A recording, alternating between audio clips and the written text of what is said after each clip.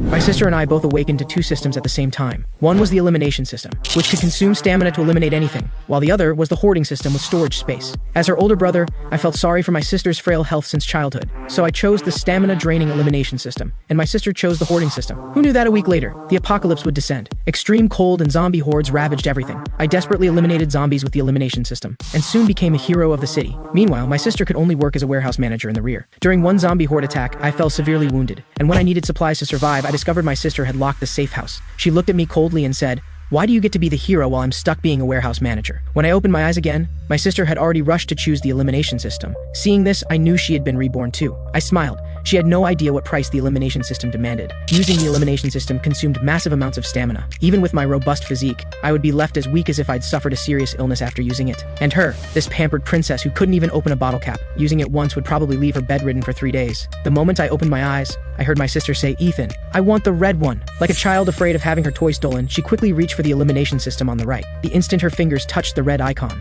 an ecstatic smile spread across her face. "In this life, it's my turn to be the hero everyone admires." Then she looked back at me with eyes full of smugness and contempt. "Foolish brother, you don't know yet, do you? I've taken the strongest ability. In this life, you'll be the one begging me." I leisurely walked toward the abandoned hoarding system. "Chloe, are you sure you want that one? It looks like a combat type. Very tough work." Having obtained what she thought was a divine ability, Chloe was inflated with ego. She flipped her hair and said with feigned maturity, "Ethan, I've thought it through. You've protected me all my life, so this time let me protect you. I'll handle all the fighting and dirty work. That golden one is probably just storage space, perfect for someone meticulous like you. You can handle logistics? Protect me?" I sneered inwardly. She wants to turn me into her tool too.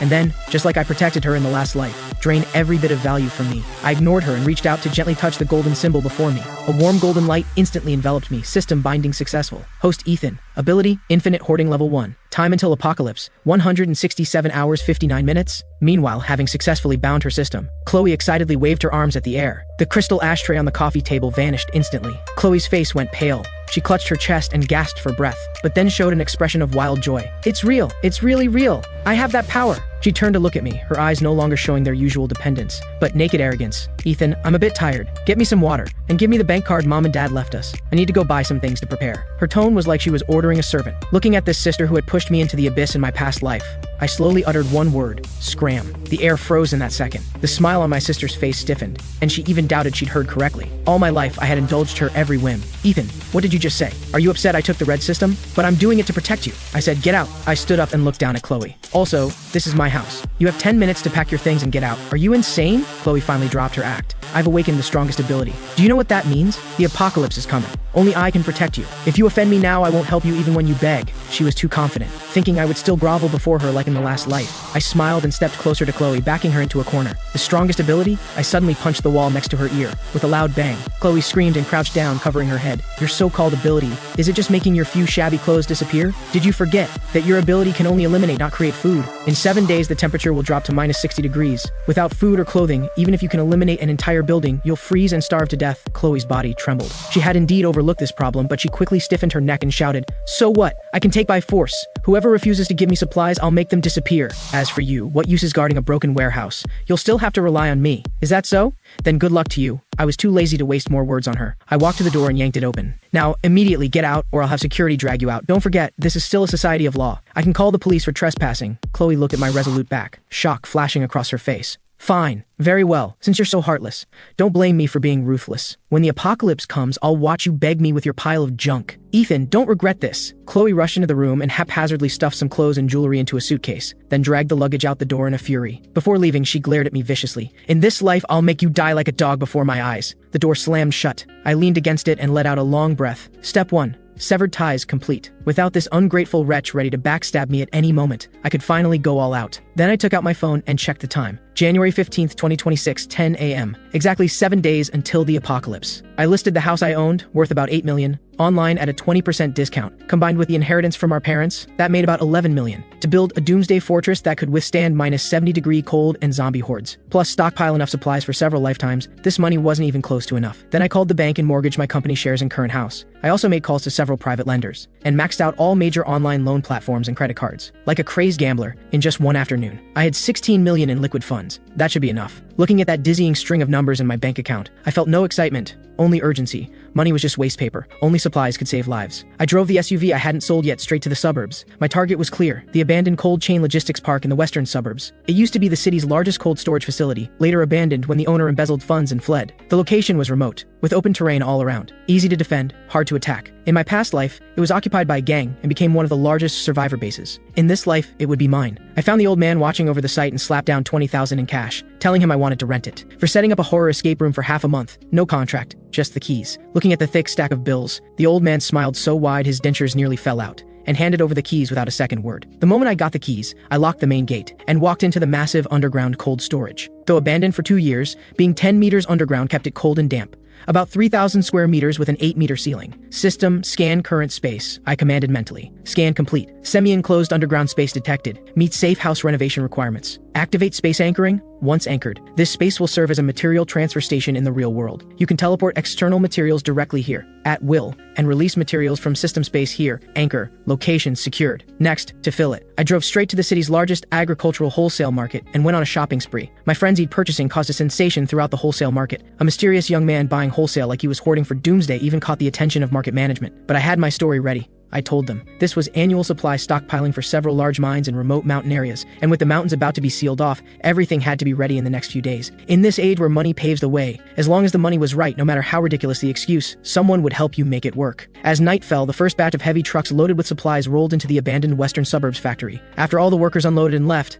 I locked the iron gate again. The vast cold storage was filled with supplies piled like small mountains. I walked to the mountain of rice piled 5 meters high, raised my hand, and placed my palm on the bottom bag store. Instantly, the 50 tons of rice vanished into thin air. I closed my eyes and entered the system space with my consciousness. In that infinite white space, 50 tons of rice floated quietly in midair, maintaining the stacked shape from before. Here, time stood still. Even after 100 years, this rice would cook up as fresh as ever. Awesome! This feeling of having everything in my grasp, controlling it all, was intoxicating. But this was just the beginning. In minus 60-degree cold without a heat source, this food would be frozen solid as rocks. I contacted friends to buy 10,000 tons of smokeless coal and diesel, along with solar panels and generators. With 7 days left, I needed not only to stockpile enough food for 10 lifetimes in this cold storage, but also transform it into a climate-controlled fortress that even a nuclear bomb couldn't breach. Just then, my phone buzzed with a message from Chloe. It was a photo of her and her senior Ryan sitting in an upscale French restaurant. Poor brother. After being kicked out, are you eating instant noodles now? Ryan and I are celebrating our new life. If you kneel and beg me now, I might consider sharing a piece of bread with you. I looked at the screen, a mocking smile on my lips. Eat up. Eat plenty. This is the last meal you'll ever have that could be called human food. I casually replied with 2 words, dress warm. Then I blocked her and shut off my phone. I stood on the second floor suspended iron walkway, watching dozens of workers bustle like ants in the belly of this steel beast. Boss, aren't your requirements a bit too much? The speaker was Blake, the city's most resourceful contractor, who now looked constipated, staring at the densely detailed blueprint in his hands. 50-centimeter thick aerospace-grade aerogel insulation throughout, lined with 2 layers of 20-millimeter bulletproof steel plates, and you want all ventilation sealed off except for 2 air intakes with NBC filtration systems. Blake wiped the sweat from his forehead. Brother, this isn't going to be cheap. The money's already in your account. $5 million advance. I need it done in 3 days. All materials must be in stock, and if not, strip them from other construction sites. I'll pay triple the difference. I turned and locked eyes with Blake. Only one rule. Don't ask why. Don't take photos. Don't post on social media. Another $2 million is hush money when you're done. Blake's Adam's apple bobbed violently. $7 million, equivalent to 2 years of his usual profits. You got it, boss. You're like my father. Since you're so generous, let me tell you, if I don't deliver in 3 days, you can twist my head off and use it as a soccer ball. Watching Blake's pumped-up figure walk away, I felt nothing. What I was building wasn't just a shelter, but an ecosystem independent of the apocalypse. I walked to the corner of the factory where a batch of special cargo had just been delivered. The huge wooden crates were pried open, revealing the dark metallic luster inside. These weren't ordinary steel materials,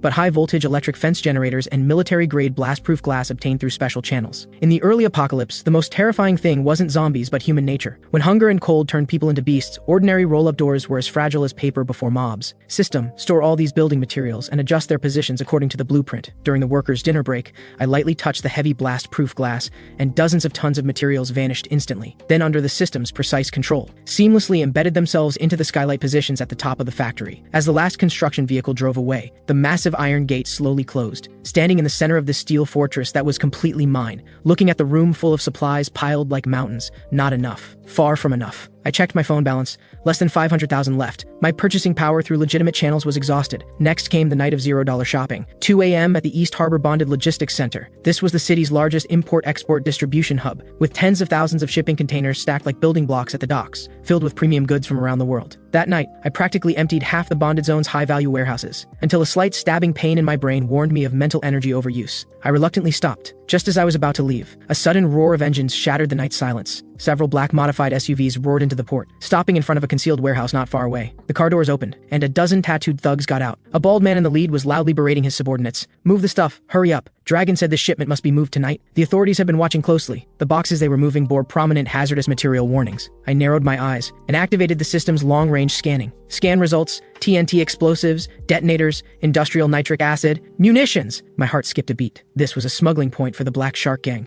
the largest local criminal organization. Looking at that TNT that could not only blow up zombies but breach any defensive fortification, I licked my lips. This is a gift delivered right to my door. With these explosives, I'll have my final trump card. Since I'd stumbled upon it, I wouldn't be polite. I quietly used the system space's properties to circle to the back of the warehouse, and placed my hand on the thin color steel plate wall. This distance was perfectly within the system's collection range. System, lock onto all explosives inside the warehouse and collect them all. The thugs moving cargo inside only saw a flash, and the heavy boxes in their hands suddenly vanished. The air suddenly went silent.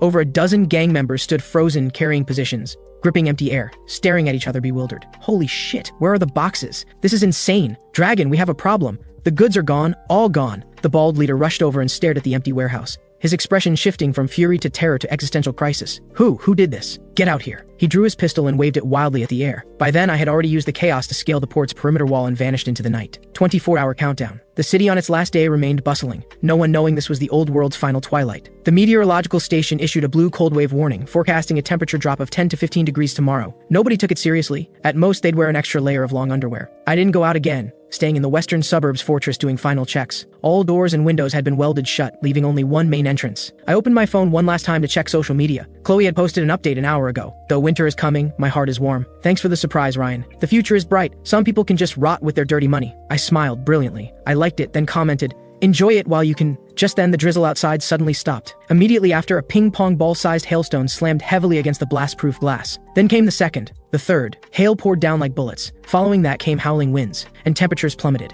An emergency news alert popped up on my phone screen. Breaking news! Due to a superpolar vortex, global temperatures will plunge 50 degrees in the next 3 hours. All citizens return home immediately. Immediately. This is not a drill. The apocalypse had arrived. In just 10 minutes, the world outside changed color. The road surface froze over with thick black ice in an incredibly short time. A dozen cars collided, instantly bursting into flames. But before the flames could spread, the extreme cold suppressed them, freezing them in an eerie state. People inside the cars tried desperately to push open the doors, but they were frozen shut. Someone smashed a car window and climbed out, but the moment they touched the outside air, it was like all their heat was drained. Their movements instantly stiffened, their terrified expression frozen on their face, turning into a lifelike ice sculpture. The indoor thermometer showed the outside temperature had dropped below minus 30 degrees and was still falling at 1 degree per minute. Inside the safe house, the temperature held steady at 24 degrees. I took off my jacket, wearing only a thin t-shirt, and popped a perfectly seared piece of Wagyu into my mouth. Comfortable. Meanwhile, in a high-end apartment downtown, Chloe wrapped herself in her newly bought cashmere blanket, still shivering uncontrollably. Just now, the entire complex's heating system had collapsed due to burst pipes, and the temperature inside had dropped to minus 5 degrees. Though not yet fatal, for the pampered Chloe, this was already hell. "Ryan, think of something. We're going to freeze to death." She pushed Ryan beside her. Ryan was also freezing badly, frantically layering all his clothes on.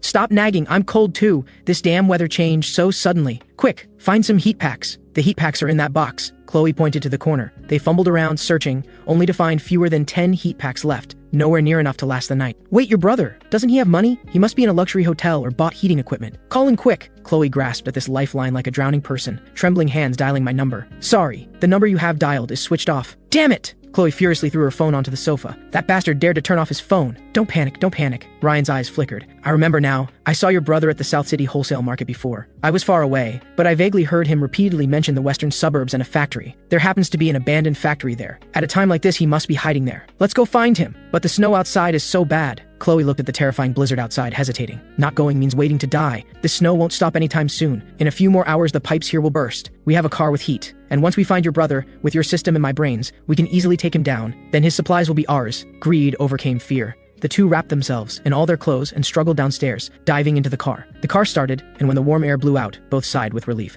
"Let's go to the western suburbs!" A vicious gleam flashed in Chloe's eyes. "When we see Ethan, I'll make him kneel in the snow and apologize, beg me to forgive his earlier rudeness." Meanwhile, in the western suburbs, I was staring at a corner of the surveillance screen. There, several stray dogs were huddled together, shivering. Suddenly, one dog's body convulsed violently, its eyes instantly bloodshot, turning crimson red. A piercing, inhuman shriek echoed across the wasteland, and that mutated zombie dog viciously lunged at its companions, blood spraying onto the snow, instantly freezing into red ice crystals. This isn't an ordinary virus. It's the extreme cold zombie virus. They're not afraid of the cold. The colder it gets, the more excited they become. I put down my chopsticks, finally here. I stood up and walked to the control panel and pressed the red button. Level 1 alert. Defense mode activated. The high-voltage electric fence of the first perimeter defense line instantly powered on, blue arcs crackling in the blizzard. I raised my wine glass and toasted to the blizzard on the surveillance screen. Welcome to hell, my guests. The blizzard in the western suburbs had evolved into a white catastrophe, with visibility under 5 meters. A white BMW X5, like a drunk, crawled with difficulty along the road where snow was already half a meter deep. Why aren't we there yet? Didn't you say it was only 20 kilometers? Chloe sat in the passenger seat, wrapped in 2 down comforters. Still so cold her teeth chattered violently.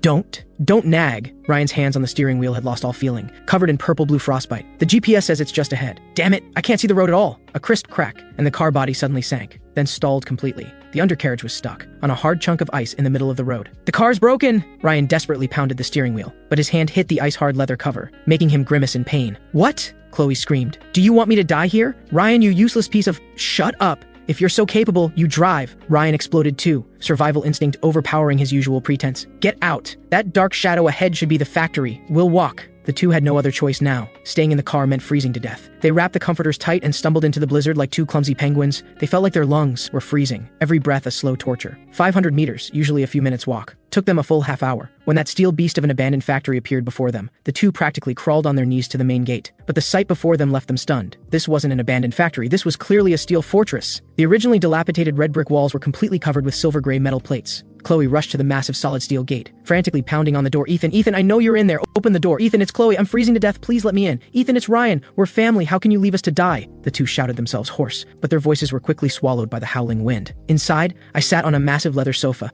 facing a wall of surveillance screens. On them, 2 blurry thermal imaging red shadows were pressed against the gate, like 2 pitiful flies. Beside me, red oil bubbled in a small copper pot, releasing an insanely appetizing spicy aroma. System, turn on external speakers, I ordered calmly. Activated, the speaker outside emitted a crackling sound, startling the two. Then, a lazy, calm voice with a hint of amusement rang out through the blizzard. Who is it? Don't you know disturbing people in the middle of the night is illegal? Hearing this voice, tears instantly streamed down Chloe's face. Ethan, it's me, your sister. Open the door. It's freezing out here. We're dying. Sister. Huh. My voice remained unhurried, accompanied by a slurping sound. Tisk, this duck intestine is slightly overcooked. Who did you say you were? Outside, Chloe nearly choked. I'm freezing like a dog out here, and you're eating hot pot inside? And duck intestine, no less. That damn delicious smell made her mouth water instantly, her stomach growling traitorously. Ethan, stop playing dumb. I know you can hear me. I'm Chloe, your only sister. Open the door now. Once I'm inside, I'll explain everything about before. It was all a misunderstanding. Misunderstanding? I put down my chopsticks, picked up the microphone, and looked at that distorted face on the screen, my gaze suddenly cold. Telling me to scram was a misunderstanding? Or was saying you'd make me die like a dog in front of you also a misunderstanding? That was just anger talking. Chloe panicked. Ethan, you're a man. Why are you so petty? I was wrong before. I'm apologizing now. I'm sorry, okay? Now open the door. This wasn't an apology. It was a command. In her mind, as long as she lowered her head and said those 3 words, I had to forgive her. That had been the rule for 20 years. Too bad the rules had changed. If apologies worked, what would we need police for? I sneered. Why don't you try your strongest ability? Don't you have the elimination system? These words struck Chloe like lightning, right? I have an ability. Why should I beg him? Fine. If you won't open it, I'll open it myself. Don't beg me later. A vicious gleam flashed in Chloe's eyes, and she took a deep breath, energy surging within her body. She slammed her frozen hand against the steel door. Eliminate! A red light burst from her palm, striking the door hard. However, the expected scene of the gate vanishing didn't happen. Instead, the red light was like hitting an invisible wall, instantly rebounding, making Chloe's arm go numb, and she fell backward into the snow. System warning, target object density too high and protected by high-level energy reinforced space anchoring. Host current level LV1. Cannot eliminate. Forced elimination requires life force consumption. Chloe stared in disbelief at the immovable door. My system is the strongest. How could I not even open a door? My merciless laughter came through the speakers. Forgot to tell you, this door cost me $5 million in aerospace-grade alloy, and my system happens to counter yours. Your elimination can't eliminate my hoarding. Now, get lost. Don't dirty the snow at my doorstep. The speaker cut off, then the floodlights above the gate suddenly blazed on, 2 blinding beams shining directly into their faces, making them unable to open their eyes. Chloe sat in the snow, feeling the cold that penetrated to her bones, staring at that door that would never open, experiencing for the first time what true despair felt like. Half an hour passed. Chloe and Ryan hadn't left. Because the car was broken, they could only huddle in a wind-sheltered alcove by the factory gate. What do we do? I can't feel my feet. Chloe's lips had turned dark purple, her eyelashes covered in ice crystals. Ryan was even worse off. He'd given Chloe one of his few pieces of clothing, and now his whole body shook violently, his eyes beginning to glaze over. Don't sleep. If you sleep, you won't wake up. Just then, from above, an aroma so rich it could make your soul leave your body wafted out. The two laboriously lifted their heads. Want some? I stood on the second-floor terrace, holding the unfinished bowl of hot pot. Ethan, please, just give me a sip, just one sip of hot soup. Ryan finally broke down, kneeling in the snow and kowtowing frantically upward. I even taught you basketball before. For old time's sake, save me. I chuckled and casually picked up a piece of freshly cooked fatty beef. When you locked me outside, before, Did you talk about old times then? I released my hand, and that piece of steaming, oil-dripping beef fell in front of the two, into the dirty snow. Ryan almost instinctively lunged to grab it, but Chloe was faster, snatching up that piece of snow-covered meat and shoving it directly into her mouth, swallowing it without even chewing. That moment of warmth made her moan with satisfaction. Tasty? Yes. So good, Chloe nodded, tears streaming. Since you've eaten, get lost already. My security system detected some little friends attracted by the smell just now. Before the two could react, several pairs of glowing green eyes suddenly appeared in the distant blizzard, low growls carrying over on the wind. They're mutated zombie dogs. Run, run! Ryan reacted fastest, grabbing Chloe and trying to flee, but the ground was all ice and snow, and the two slipped, face-planting hard into the ground. The first zombie dog lunges forward, its gaping maw aimed straight for Ryan's thigh. Help! Ethan, help me! Ryan lets out an ear-piercing scream as he desperately kicks at the dog, but the creature feels no pain. In this critical moment, a flash of viciousness crosses Ryan's eyes. He suddenly grabs Chloe beside him and shoves her forcefully toward the dog's mouth while rolling away to safety. What are you doing? Chloe screams in terror. The reeking jaws are about to tear into her neck. In this split second between life and death, survival instinct conquers fear. Chloe locks eyes on the lunging dog's head as the red icon in her mind flashes frantically. She roars in her mind, eliminate! The massive Tibetan Mastiff's head is completely erased just 1 centimeter from Chloe's nose. Only a headless corpse crashes down heavily onto Chloe, nearly crushing the air from her lungs. Host eliminated Tier 1 mutant. Experience gained, 10 points. Stamina depletion warning. Chloe feels her strength draining away, her vision goes dark, and she nearly faints, but she has survived. This little show is getting interesting. I lower the binoculars, amusement flickering in my eyes. Since you don't want to leave, let me point you towards salvation. My voice echoes out again, carrying a demonic persuasion. 200 meters east, there's a security booth. That's your only chance of survival tonight. With that, the window shuts completely, leaving only 2 figures trembling in the darkness and more green eyes gathering around them. Move! To the booth! Chloe shoves the dog corpse off and staggers to her feet. She doesn't even glance at Ryan. She remembers that shove. In the final second before the zombie hounds close in, both of them scramble desperately toward the dilapidated security booth. The booth is tiny and drafty. They barely manage to block the windows with discarded planks and old newspapers. Chloe, are you okay? Ryan edges closer, trying to take her hand with a flattering smile. Just now, I was trying to push the dog away, not you. Don't misunderstand. After that ordeal, her innocent facade finally cracks, revealing the selfish, cold nature beneath. Don't think I don't know what's in your head. Ryan, from now on, if you dare lay another hand on me, I'll make your head disappear just like that dog's. Ryan freezes, a flash of resentment in his eyes, but he quickly masks it. He knows Chloe now wields that terrifying elimination system. Killing him would be effortless for her. He can only endure. Meanwhile, in the safe house, I hold a tablet in my hands. Though the public network is down, my military-grade satellite receiver still picks up global signals. News from around the world scrolls across the screen. Emergency announcement for the eastern region. The government has activated the highest-level emergency protocol. Official shelters nationwide are now open. Survivors, please proceed to the nearest location. City shelter location. East District Sports Center. Shelter 7. I stare at those coordinates. In my past life,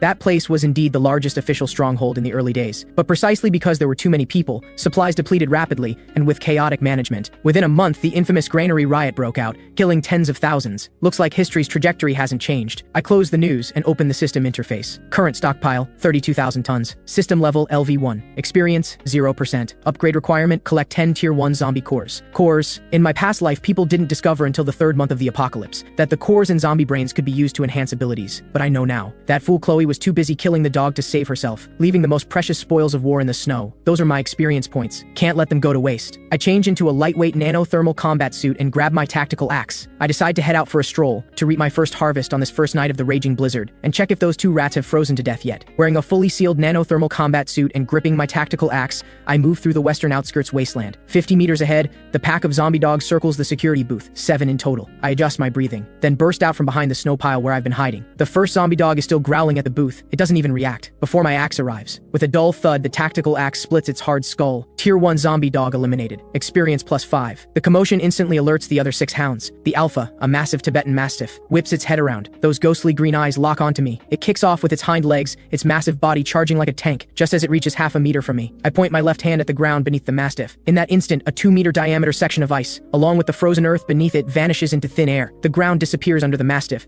and it plunges straight down. Strike while you're down. I leap into the pit right after it. My tactical axe arcs through the air and cleaves brutally into the Mastiff's vulnerable neck joint. A grotesque dog head rolls away. Elite mutant hound eliminated. Experience +20. Item dropped, Tier 1 power core. The light surges through me. I crouch down and, suppressing my disgust, rummage through the Mastiff's skull. Soon I pull out a fingernail-sized crystal emitting a faint red glow. This is the hardest currency of the apocalypse. The core, the source of zombie power, and the key to human evolution. The remaining 5 zombie dogs above bark frantically but don't dare descend into the pit. I look up with a cruel smile. Don't rush. One by one, you're all my experience points. With a thought, I retrieve a modified nail gun from my system space. For the next 5 minutes, I stand at the bottom of the pit like I'm at target practice. Battle over. I climb out and search every corpse. Luck is on my side. The 7 dogs yielded 3 cores total. The system experience bar has risen to 45%. I toss the cores into my space and walk toward the security booth. It's empty inside, only messy footprints and a line carved into the wall with fingernails. Ethan, you'll pay for this. Heh, quite the survivor, aren't you? I sneer dismissively. I'm not worried about what these 2 insignificant pawns can do. In this apocalypse, living is often more painful than dying. Since they've gone to the official shelter, let them enjoy their rewards there. That's the real living hell. I turn and leave, my silhouette disappearing into the blizzard. This outing confirms one thing. In this world where all rules have collapsed, as long as you're ruthless and strong enough, this place is my playground, and my next target is Central Hospital downtown. Not only zombies await there, but also the antiviral serum I desperately need. While it can't cure the zombie virus, it can treat common flu and infections, crucial in the early stages. Meanwhile, at the East District Sports Center, the place has been converted into a temporary shelter. Thousands of survivors crowd at the entrance. Cries, curses, and pleas for help blend into chaos. Armed soldiers maintain order with tense expressions. Don't push. Form a line. Temperature check required. Anyone with wounds, immediate isolation. Supplies are limited. 1 bowl of porridge per person per day. Want more? Join the search and rescue team. Chloe and Ryan blend into the crowd, utterly disheveled. Halt! What do you think you're doing? A soldier blocks the 2 trying to cut in line. I'm an awakened!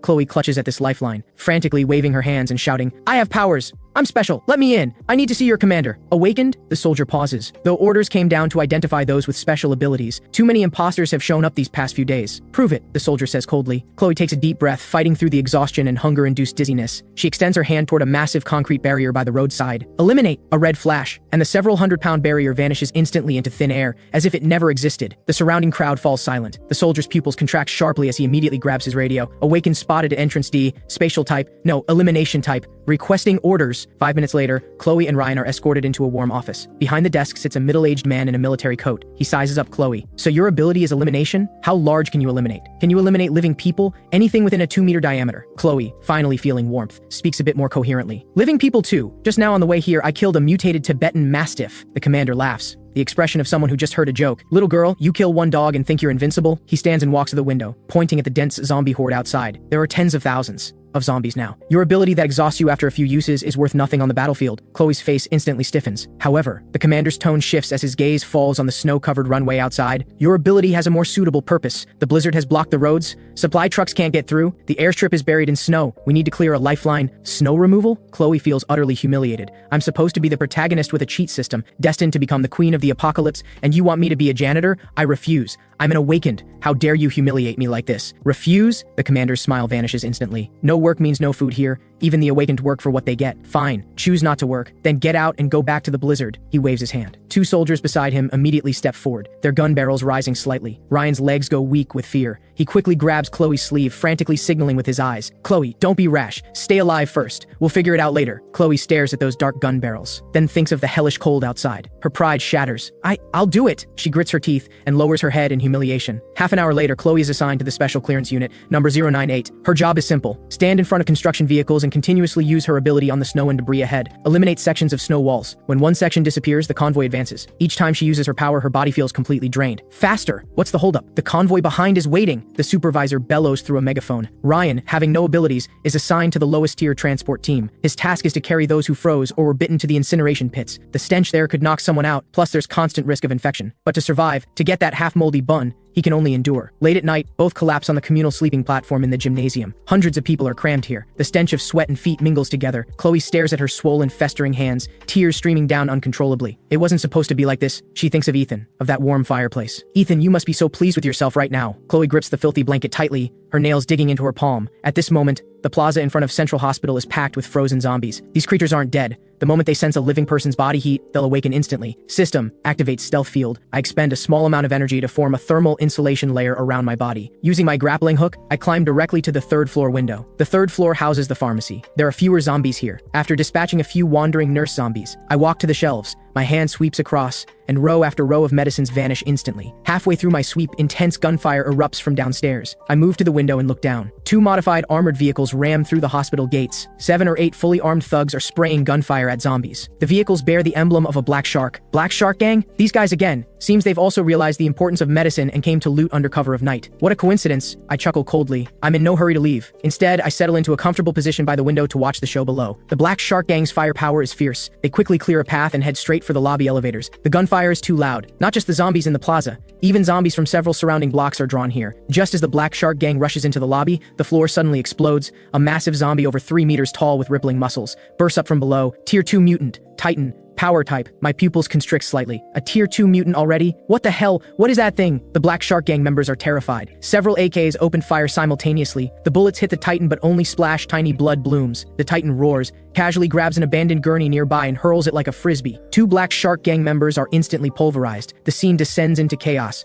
Perfect timing. My eyes light up. That's a tier 2 power core from a Titan. It'll let me level up directly and likely unlock a new skill. I wait patiently for the Black Shark gang to wear down the Titan's stamina. 5 minutes later, the lobby falls silent. All 7 Black Shark gang members are corpses. The Titan is also heavily wounded, wheezing heavily. It crouches on the ground, devouring corpses to recover. Now's my chance! Like a hawk, I leap from the 3rd floor. Mid-air, I retrieve a bundle of TNT from my system space. I light the fuse. Here's a present for you. The Titan opens its maw, instinctively thinking it's food, and chomps down. I roll as I land, taking cover behind a support column. A violent explosion shakes the entire building. When the smoke clears, everything above the Titan's neck has completely vanished, leaving only a massive headless corpse. I walk over and rummage through the pile of shredded flesh. Finally, I find a walnut-sized core. Tier 2 power core obtained. High-purity energy source detected. Absorb and upgrade immediately? Yes. The core in my hand instantly transforms into a warm current flowing into my palm. I feel every bone in my body crackling. Power surges through me wildly. System upgrade successful. Current level LV2. New function unlocked. Spatial rift blade. Consumes mental energy to create a 1-meter spatial rift in reality.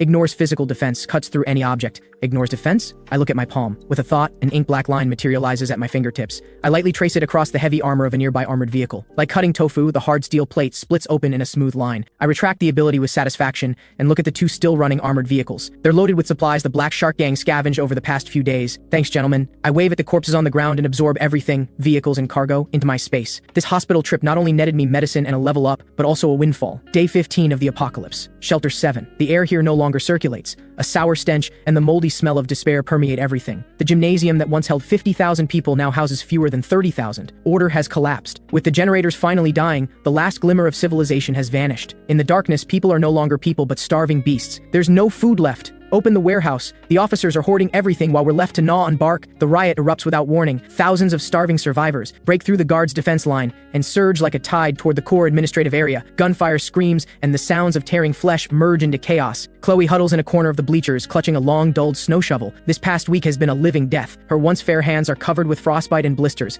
Chloe, run! This place is finished! Ryan rushes over, his face covered in blood. They say the zombie horde outside has breached the perimeter. This place is about to become a death trap. Run where? Chloe stares despairingly at the blizzard outside. It's 60 below out there. Going out is suicide. Go to the western outskirts, to your brother. Ryan grabs her shoulders and shakes her hard. Before, just the 2 of us wouldn't have worked. But what if we bring these thousands with us? Ryan's voice takes on a demonic whisper. You know the commander still has several heavy armored vehicles and heavy weapons, right? If you tell him. There's a fortress in the western outskirts stocked with supplies, heating, and electricity. What do you think he'll do? Chloe's eyes change from despair to resentment, finally transforming into manic resolve. You're right. Why should I suffer alone? If you won't open the door to save me, then if I die, everyone dies together. Inside the core office, the commander, drenched in sweat, directs his subordinates to destroy documents while preparing to evacuate. Commander, I know a place. Chloe bursts in, shouting loudly despite the guns pointed at her. I know where there are supplies. Tens of thousands of tons, plus generators, plus completely secure fortifications. The commander whips around, staring at her intently. What did you say? I'm not lying. It's my brother's place. He's a hoarding system awakened. Before the apocalypse, he emptied every cold storage facility in the city. It's at the abandoned industrial zone in the western outskirts. If we take that place, we can survive. Everyone can survive. The commander's eyes light up. With the greedy gleam of salvation and desperation, the news spreads through the shelter like a virus. There's a granary in the western outskirts. Some selfish rich guy hoarded tens of thousands of tons of food. Let's kill him and take it all. The rioters, previously killing each other, suddenly have a common target. Half an hour later, a convoy with 5 heavy armored vehicles in the lead, over a dozen modified trucks following, and thousands of survivors trailing behind charges into the blizzard. Chloe sits in the lead armored vehicle, a cruel smile playing on her lips. Brother, this time I've brought an army to visit you. Let's see if you still refuse to open the door. At the rear of the convoy, a zombie horde drawn by the scent of living humans silently follows. The steel fortress's alarms don't sound. Instead, Beethoven's Fifth Symphony plays with rousing intensity. Dressed in a black tactical coat, I stand before the bulletproof floor-to-ceiling window on the second floor, a glass of red wine in my hand. I watch the writhing column moving through the snow in the distance. Finally, looking at the densely packed red dots on the surveillance screen, screens. I smile. The system interface pops up a warning,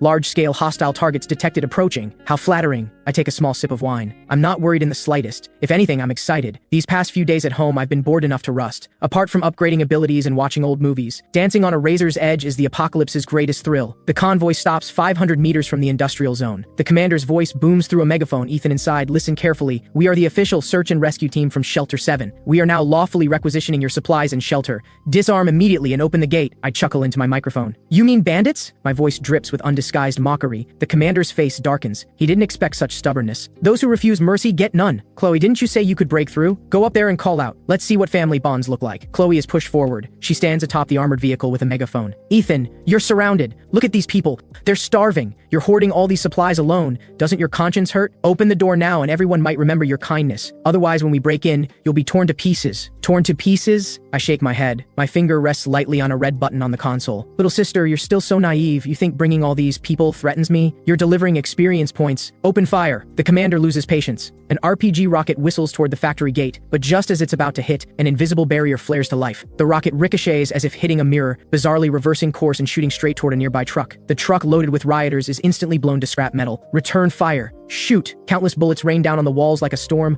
but only sparks fly. They barely scratch the paint. I snap my fingers. My turn. Then I press the button. Defense System Sequence 2, minefield activated. The snow beneath the rioters at the front suddenly collapses. Hundreds of mines detonate in succession. The snow instantly turns crimson. Hundreds of people simply vaporize. Retreat. Fall back. The crowd stampedes backward in terror, but those behind keep pushing forward. The scene instantly descends into complete chaos. Just then, deafening howls erupt from the snowy plains behind them. Over 1,000 zombies, drawn by the explosions and blood, finally reveal their fangs. Stimulated by fresh blood, they charge into the rear of the crowd like rabid dogs. Help! Zombies! Zombies behind us! We're surrounded. Chloe, use your ability to clear the minefield ahead. Hurry. The commander, eyes wild with desperation, presses his gun to Chloe's head. Chloe trembles all over, desperately using her elimination ability on the area ahead, but the minefield is too vast. Her stamina is a drop in the ocean. In less than a minute, blood streams from her nose. She collapses on the vehicle roof. Useless! The commander kicks her off the vehicle and dives into the armored vehicle attempting to flee. But how could I let him escape? Since you came all this way, leave something behind. I stand on the terrace and raise my right hand, making a grasping motion at the turning armored vehicle. Spatial rift blade!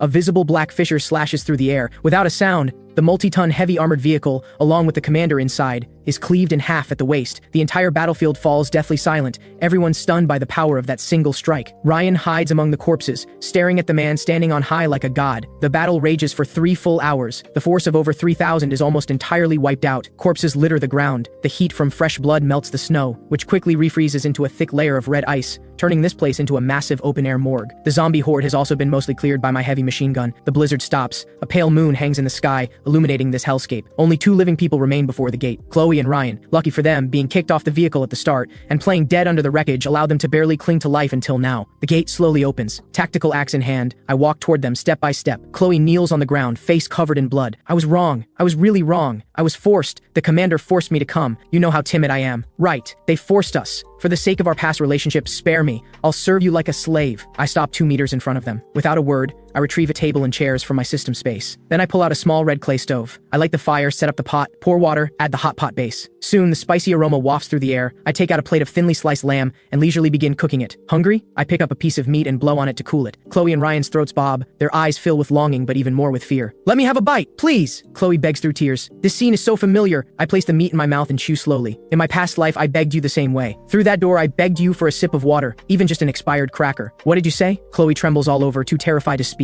You said supplies are for useful people. The useless don't deserve to waste air. I set down my chopsticks and look at them with icy eyes. Now, I return those words to you. I stand up. The tactical axe in my hand gleams coldly in the moonlight. Ryan, I call out. Ryan thinks there's hope and quickly looks up. You said you love Chloe and would die for her, right? Ryan hesitates and glances at Chloe beside him. Kill her, and I'll take you in. My voice is full of temptation. I'll even give you an enhancement serum. You can become awakened too. A dagger lands in front of Ryan. The ultimate test of humanity. No! Chloe stares at Ryan in terror, backing away. You won't! We're in love! Ryan looks at the dagger, then at the warm, brightly lit fortress behind Ethan, then at this filthy, worthless woman before him. In that moment, the mask called love completely shatters. Ryan suddenly snatches the dagger and lunges at Chloe with a twisted expression. Chloe, you heard him! If you die, I get to live. You're useless now anyway. What's wrong with dying for me? Chloe screams. Survival instinct unleashes her last reserves of strength. The dagger in Ryan's hand vanishes into thin air, but he's already on top of Chloe, both hands clamped tightly around her neck. Die! Die! Stop blocking my way! The two grapple in a pool of blood, like two beasts tearing at each other. Ugly, utterly ugly. I watch this scene coldly, as if watching a grotesque comedy, until both are exhausted and collapse on the ground, gasping. Chloe's face is mangled from bites. Ryan has lost an eye. Magnificent. I clap slowly. But I lied to you. I walk up to them and raise my axe. My safe house never accepts garbage. Amid their desperate screams, the axe rises and falls. Blood sprays onto the white snow like a blooming plum blossom. The grudges of this life finally come to an end. Without hesitation, I turn and wave my hand. The corpses on the ground and the armored vehicle wreckage in the distance are all absorbed into the system's waste disposal. The entrance becomes spotless once more. Back inside, I walk to the massive floor-to-ceiling window. I watch the blizzard still raging outside. The world has died, but I'm still alive, and I'll live well. I take a bottle of aged whiskey from the cabinet and pour 2 glasses. One I pour on the floor, a tribute to my foolish past life self. The other I raise to the sky, toasting this cruel yet magnificent new world. Hello, Apocalypse. I am Ethan, king of this domain.